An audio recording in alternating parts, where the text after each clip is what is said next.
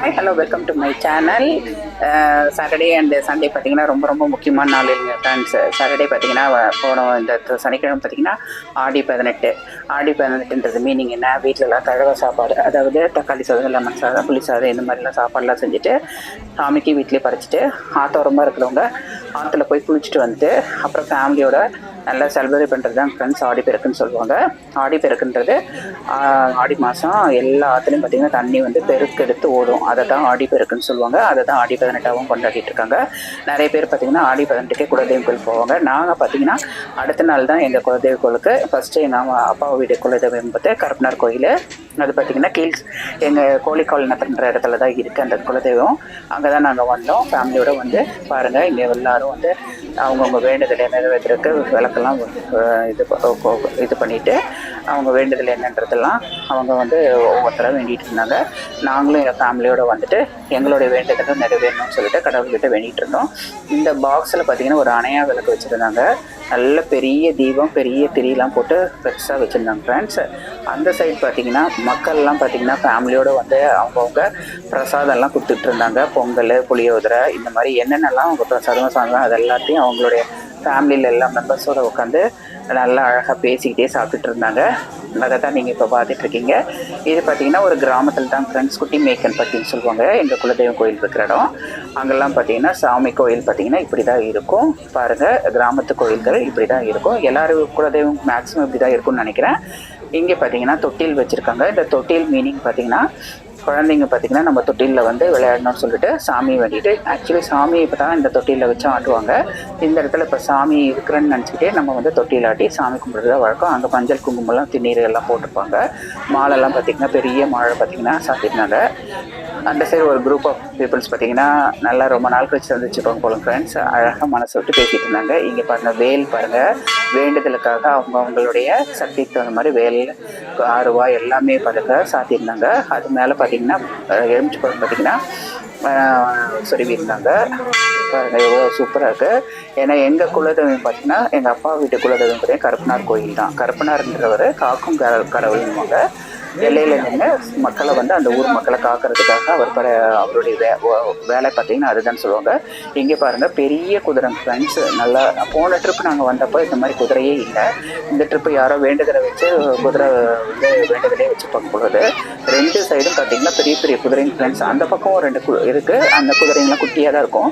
இது என்ட்ரன்ஸ்லேயே பாருங்கள், பாருங்க எவ்வளோ உயரமாக இருக்குது பாருங்கள். அப்படியே கம்பீரமாக நிற்கிறார் பாருங்கள். ஏன்னா கருப்பனாருடைய வாகனம் பார்த்திங்கன்னா குதிரை தான் வந்து அவருடைய, அது மேலே தான் ஏறி ஊரில் வந்து உலாம் வருவார். மக்கள்லாம் நல்லா தூங்கிட்டு இருக்கும்போது இரவில் பார்த்திங்கன்னா கருப்பனார் வந்து குதிரை மேலே ஏறி தான் வருவார். அதை தான் இப்போ நீங்கள் பார்த்துட்ருக்கீங்க. அதே மாதிரி இந்த மக்கள்லாம் பார்த்திங்கன்னா நிறைய பேர் இங்கே ஒரு சிலவங்க பார்த்திங்கன்னா காது குத்துலாம் பண்ணுவாங்க ஃப்ரெண்ட்ஸ். எங்கள் குலதெய்வ கோயிலில் பார்த்திங்கன்னா இப்போ அம்மா வீட்டு சைட்லாம் பார்த்திங்கன்னா மொட்டை அடித்து காது குத்துறதுல இந்த கோயிலில் தான் வந்து நாங்கள் பண்ணுவோம். எங்களுக்கு ஒரு குலதெய்வம் கோயில் இருக்குது. அதையும் நீங்கள் இப்போ சைமல்டேனியாக பாருங்கள். பிறந்த வீட்டுது தான் இப்போ பார்த்துட்ருக்கீங்க. இப்போ புகுந்த வீட்டுது அடுத்தது பார்க்கலாம் நம்ம. இங்கே பாருங்கள், அவருக்கு எவ்வளோ பெரிய குதிரைக்கு வந்து நல்ல மாலையெல்லாம் போட்டு எவ்வளோ கலர்ஃபுல்லாக இருக்கார் பாருங்கள். மெயினாக அதுதான் மெயின் இதே ஃப்ரெண்ட்ஸு. அந்த பக்கம்லாம் பார்த்திங்கன்னா ஒரு சின்ன சின்ன வியாபாரிகள் பூ பழம்லாம் வச்சுட்டு இருந்தாங்க. சரி, ஒரு அம்மா பார்த்திங்கன்னா குழந்தைக்கு வேண்டிய செப்பு சாமான்கள்லாம் பிளாஸ்டிக்லேயும் வச்சுருந்தாங்க, மற்ற இதுலேயும் வச்சுருந்தாங்க. இந்த சைடு பார்த்திங்கன்னா நல்லா உட்காந்து எல்லோரும் இழப்பாடுறதுக்கு மரம்லாம் இருக்கும் ஃப்ரெண்ட்ஸ். கீழே பாருங்கள் உட்காந்துருக்காங்க அவங்க குரூப்ஸாக. இங்கே பார்த்திங்கன்னா சமுதாய கூடன்னு சொல்லுவாங்க. இந்த கூடம் பார்த்திங்கன்னா சாப்பாடெலாம் இப்போ செய்கிறாங்க இல்லைங்களா, ஆள் வச்சு செஞ்சுட்டு அந்த சாப்பாடெலாம் இங்கே இறக்கி வச்சுட்டு அங்கேயே கூட உட்காந்து சாப்பிடுவாங்க ஃப்ரெண்ட்ஸ். அங்கே பாருங்கள் ஃபேன்லாம் போட்டிருக்காங்க, நல்லாமே டெவலப் பண்ணியிருக்காங்க. வெளியே பார்த்திங்கன்னா ரெஸ்ட் ரூமு, தண்ணி டேங்க்கு எல்லாமே இருக்குங்க ஃப்ரெண்ட்ஸ் இந்த கோயிலில். எங்கள் கோயிலில் பார்த்திங்கன்னா அங்கே ஒரு அம்மா பார்த்திங்கன்னா இது பிரசாதம் வேணுமாமா அப்படின்னு கேட்டாங்க. இல்லைங்க, நான் ஆல்ரெடி வாங்கி சாப்பிட்டுட்டேன் அப்படின்னா. அந்த பக்கம் சேர் போட்டு பாருங்கள், அவங்க வந்தவங்க சேரில் எடுத்து வந்துருப்பாங்க பொழுது. இது வந்து அவங்கவுங்க ஸ்பெசிஃபிக்காக எடுத்துகிட்டு வர்றது இங்கே இருக்காது. பட் திட்டு ஒன்று இருக்கும் பாருங்கள்.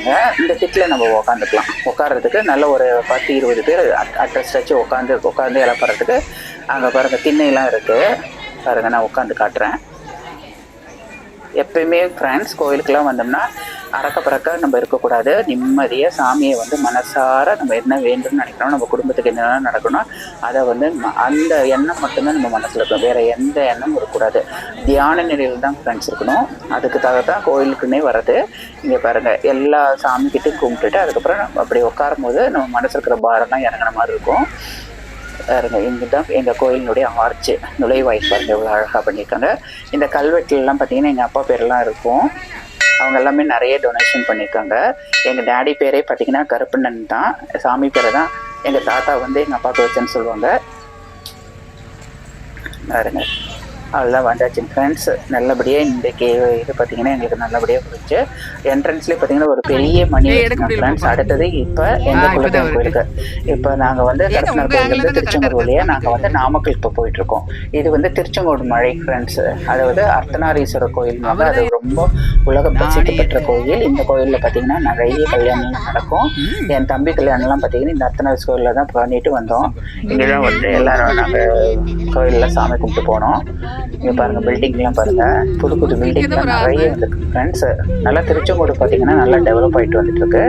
இப்போ நீங்கள் வந்து திருச்செங்கோடினுடைய சிட்டிக்குள்ளே தான் பார்த்துட்ருக்கீங்க, டவுன் தான் பார்த்துட்ருக்கீங்க. பாருங்கள், எல்லாம் செம்மையாக இருக்குது பாருங்கள். ஒரு நாளைக்கு நம்ம வந்து அர்த்தநாரீஸ்வரர் கோயிலினுடைய டீட்டெயில்ஸ் நம்ம போடலாம். மேலே மலையில் போய் சாமி கும்பிட்டு சாமி கோயிலையே நம்ம ஒரு நாள் எடுத்து நம்ம வீடியோ மேக் பண்ணலாம். அதையும் உங்களுக்கு காட்டுறேன். இங்கே பாருங்கள், இயற்கை சூழ்நிலை எவ்வளோ அழகாக இருக்குது பாருங்கள்.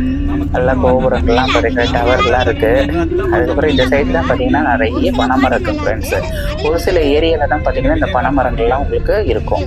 நிறைய இடத்துல இருக்காது, இப்போ சில இடத்துல தான் இருக்கும். ஆனால் பனைமரம் இருக்கிற இடம் பார்த்தீங்கன்னா நல்லா வந்து என்ன சொல்லுவாங்க, பனைமரம் வந்து ஒரு நல்ல ஒரு அருமையான மரம் ஃப்ரெண்ட்ஸ். அதில் வர மட்டையிலேருந்து நொங்குலேருந்து உங்களுக்கு எல்லாமே வந்து மருத்துவ குணம் தான் சொல்லுவாங்க. அப்புறம் பனைமரத்தினுடைய இதில் தான் நம்மளுக்கு வந்து கருப்பட்டின்றது இது எடுக்கிறாங்க. அதனால் அது எல்லாமே ஹெல்த்தியான இது தான். இப்போ பார்த்தீங்கன்னா நாங்கள் எங்கள் காருக்கு வந்து பெட்ரோல் போடலான்னு வந்திருக்கோம். இங்கேயே பார்த்தீங்கன்னா ரெஸ்ட் ரூம் இருக்குது. எப்பயுமே வழியில் பார்த்தீங்கன்னா ரெஸ்ட் ரூமுக்கு உங்களுக்கு எங்கேயுமே நீங்கள் அலைய வேணாம். இந்த மாதிரி பெட்ரோல் பங்க்லாம் போனீங்கன்னா நீட்டாக தான் ஃப்ரெண்ட்ஸ், நல்லா ஹைஜீனிக்காக தான் வச்சுருக்காங்க ரெஸ்ட் ரூம்லாம். அதை நம்ம யூஸ் பண்ணிக்கலாம். ஹோட்டலுக்கு போனால் அங்கேயும் யூஸ் பண்ணிக்கலாம். இல்லைனா வழியிலே பார்த்தீங்கன்னா குழந்தைங்களாம் வச்சுருந்தோன்னா ரெஸ்ட் ரூமுக்கு இந்த மாதிரி பெட்ரோல் பங்கை வந்து யூஸ் பண்ணிக்கலாம். நம்ம அங்கே கண்டிப்பாக இருக்கும். அவங்கக்கிட்ட கேட்டால் அவங்களே சொல்லுவாங்க. இங்கே பாருங்கள், இது பெட்ரோல் பங்க்னுடைய பேக் சைட் தான் நான் எடுத்துகிட்ருக்கேன். இங்கே பாருங்க, இங்கே பாருங்க, ஜல்லிலாம் போட்டு இது பண்ணுவாங்க. இதை கன்ஸ்ட்ரக்ஷன் ஒர்க் நடக்கும்பொழுது.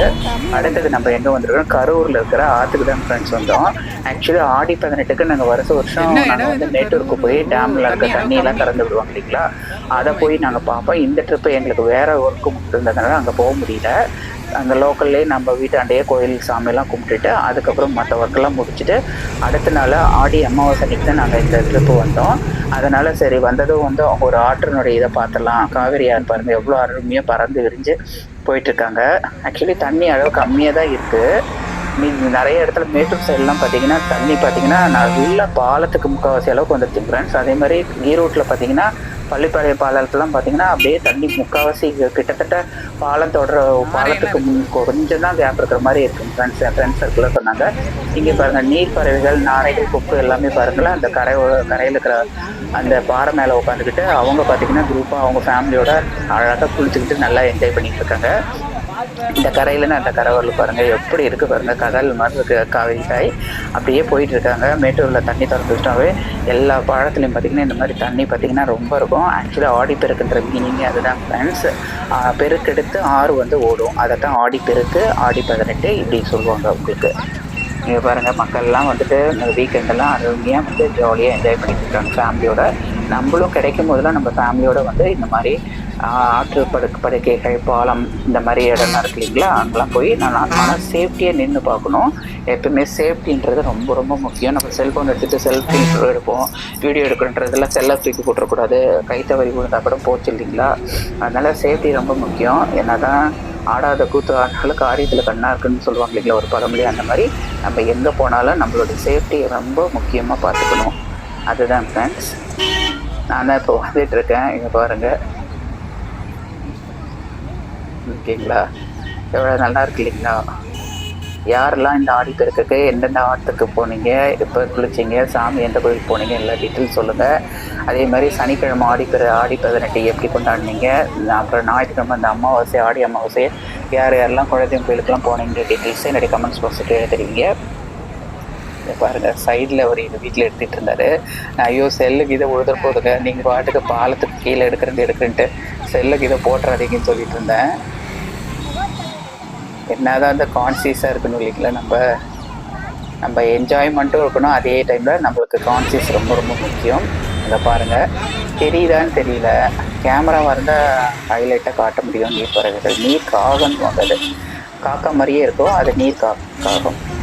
அப்புறம் நாரை, கொக்கு இந்த மாதிரி இதெல்லாம் இருந்தது. என்னுடைய சிஸ்டர்ஸ்லாம் பார்த்திங்கன்னா நல்லா என்ஜாய் பண்ணிகிட்டு இருந்தாங்க. அவங்களாம் தண்ணியை பார்க்கும்போதே பயமாக இருக்குது அப்படின்ட்டு இருந்தாங்க. இதெல்லாம் ஒன்றுமே கிடையாது. ஒகேனக்கல் சைட்லாம் பார்த்திங்கன்னா ஃபால்ஸ் எல்லாம் ஃபுல்லாகவே முழுகிச்சு ஃப்ரெண்ட்ஸ். பக்கத்தில் இருக்கிற ஊருக்குள்ளெல்லாம் தண்ணி வந்துச்சுருந்தாங்க. நிறைய பேர் பார்த்திங்கன்னா இதெல்லாம் சொன்னாங்க. எல்லாருமே சேஃப்டியாக இருங்க. இது பார்த்திங்கன்னா எங்கள் புகுந்த வீடு, அதாவது என்னை கட்டி கொடுத்த வீடோடைய எங்கள் குலதெய்வம் கருப்பு. அங்கே வந்து அப்பாவோடையது கருப்பனார் கோயில், இது வீரகுமார சாமின்றது தான் எங்கள் மாமியார் வீட்டு குலதெய்வம். எங்கள் மாமனார் வீட்டு குலதெய்வம் தான். பாருங்கள் ஃபஸ்ட்டு வந்து எங்கள் குலதெய்வம் வந்து இந்த மாதிரி வீட்டில் தான் எல்லாம் மேக்ஸிமம் குலதெய்வம் பார்த்தீங்கன்னா இந்த மாதிரி ஓட்டு வீட்டில் தான் இருப்பாங்க. அதில் குட்டியாக இருந்தார் எங்கள் குலதெய்வம் வீரகுமார சாமி. பார்த்தீங்கன்னா அவரு குதிரை மேலே தான் உட்காந்துருக்காரு குட்டியாக. இப்போ தான் ஏதோ இதெல்லாம் இது ஆக்சுவலாக எங்கள் குலதெய்வ சாமி பார்த்தீங்கன்னா கொல்லிமலையிலேருந்து அவங்க பதியை எடுத்துகிட்டு வந்து இங்கே வச்சிருக்கேன்னு தான் சொல்லுவாங்க. இந்த ஆடி பெருக்க டைமில் கொல்லிமலைக்கு போய் அங்கே காமியை கும்பிட்டுட்டு அங்கேருந்து தான் சாமியை அழைச்சிட்டு வரணும்னு சொல்லுவாங்க. உள்ளெல்லாம் பாருங்கள் வேல், அருவாள், கம்பு எல்லாமே இருக்கும். இங்கே பாருங்கள் குத்து விளக்கெல்லாம் வந்து எல்லாம் கொடுத்துப்பாங்க பொழுது. பாருங்கள் எங்கள் சாமி இவங்க தான். உங்களுக்கு தீப ஆராதனையில் எங்கள் குலதெய்வத்தை காட்டுறேன். பாருங்கள் இவ்வளோ அழகாக வந்து மஞ்சள் குங்குமம்லாம் வச்சு நிலவு காலுக்கெல்லாம் பாருங்கள் நல்லா பெயிண்ட் பண்ணி மஞ்சளில் நல்லா இது பண்ணி மங்களகரமாக வச்சுருக்காங்க. இது பார்த்திங்கன்னா நாங்கள் வந்த காரு எங்கள் குலதெய்வம் கோயிலினுடைய முன்னாடி பகுதியை நீங்கள் பார்த்துட்ருக்கீங்க. அங்கே பார்த்திங்கன்னா வேண்டுதலுக்காக நிறைய மணிலாம் வந்து சாத்தியிருக்காங்க. வேல், கம்பு எல்லாமே இங்கே இருக்கும் ஃப்ரெண்ட்ஸ். இது பார்த்திங்கன்னா ஒரு குட்டி கிராமம் தான். இது பார்த்திங்கன்னா எங்களுடைய குலதெய்வம் கோயில் இருக்கிற இடம் பார்த்திங்கன்னா கீழ் சாத்தம்பூர்னு சொல்லுவாங்க. அதாவது வேலூர் போகிற வழி, நாமக்கல் மாவட்டம் எங்கள் குலதெய்வம். இங்கே பார்த்திங்கன்னா ஏற்கனவே ஆல்ரெடி ஒரு ஃபேமிலி வந்திருந்தாங்க, குழந்தையெல்லாம் வச்சுட்டு இருந்தாங்க. அவங்க தான் எங்களுக்கு முன்னாடி வந்ததுனால அவங்களுக்கு ஃபஸ்ட்டு அபிஷேகம் பண்ணிட்டோம், அதுக்கப்புறம் நம்ம வெயிட் பண்ணிக்கலான்ட்டு வெயிட் பண்ணிகிட்டு இருக்கோம். பாருங்க என்னதான் நம்ம வந்து பெரிய அதாவது நம்ம சிட்டி லைஃப் வாழ்ந்துட்டு இருந்தாலும் குலதெய்வம் கோயிலுக்கு அட்லீஸ்ட் ஒரு வருஷத்தில் 6 மாதத்துக்கு ஒரு ட்ரிப்னா போகணும்னு சொல்லுவாங்க. எப்பவுமே நம்ம குளம் வந்து செழிக்கணும்னா குலதெய்வம் கோயிலுக்கு அடிக்கடி போய் சாமி கும்பிட்டு வர்றது ரொம்ப நல்லது. அதேமாதிரி குலதெய்வம் கோயிலில் ரொம்ப பராமரிப்பு இல்லாமல் இருக்கும் இல்லைங்களா, கிராமத்தில் தான் இருப்பாங்க. அவங்களுக்கு நம்மளால் முடிஞ்ச டொனேஷனு, அந்த கோயிலுக்கு பராமரிப்பு வேலைக்கு என்னென்ன செலவாகுதோ அதெல்லாம் நம்மளாம் ஒன்றா சேர்ந்து நிறைய பேர் சேர்ந்து செஞ்சோம்னா அந்த கோயிலும் நல்லாயிருக்கும், அந்த கோயில் சார்ந்து இருக்கிற நம்ம எல்லாரும் நம்ம குடும்பம் எல்லாருமே நல்லாயிருக்கும்னு நினைக்கிறேன் நான். அதனால தான் நான் எப்பவுமே முடிஞ்ச அளவுக்கு அதாவது மாதத்தில் ஒரு நாள் கண்டிப்பாக அமாவாசை டைமு போகிறதுக்கு ரொம்ப ட்ரை பண்ணுவோம். வேலையெல்லாம் நம்மளுக்கு அந்த டைமில் என்ன மாதிரி வேலை இருக்குது, லீவ் கிடைக்க மாட்டதெல்லாம் பார்த்துட்டு, இல்லைனா ஈவினிங் டைம்லனா கிளம்பி போயிடுவோம் ஃப்ரெண்ட்ஸ். காரில் போயிட்டு ஒரு 5 hours ஆகிடும் போயிட்டு வர்றதுக்கு. இருந்தாலும் நம்ம சாமிக்காக வந்து டைம் ஸ்பெண்ட் பண்ணுறது தப்பு கிடையாது இல்லைங்களா.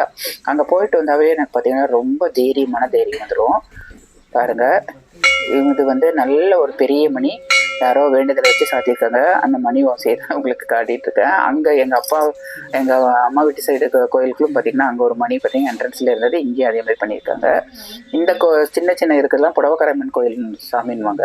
அந்த அம்மாவுக்கு வந்து முன்ன வந்து திட்டெல்லாம் கட்டாமல் இருந்தாங்க, இப்போ புதுசாலாம் கட்டியிருக்காங்க.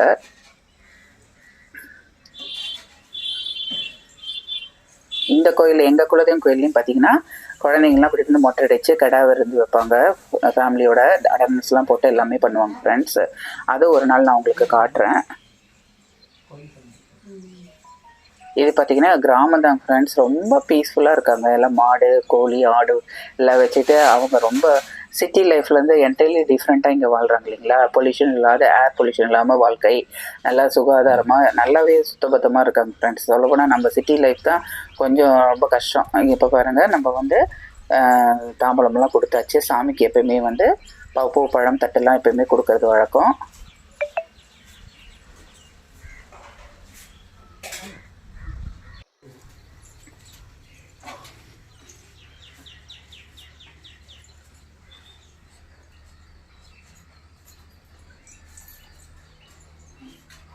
ஒரு பொண்ணு பார்த்தீங்கன்னா அவங்க ஏதோ வேண்டுதல் வச்சுருப்பாங்க பொழுது விளக்கெல்லாம் வச்சுட்டு இருந்தாங்க.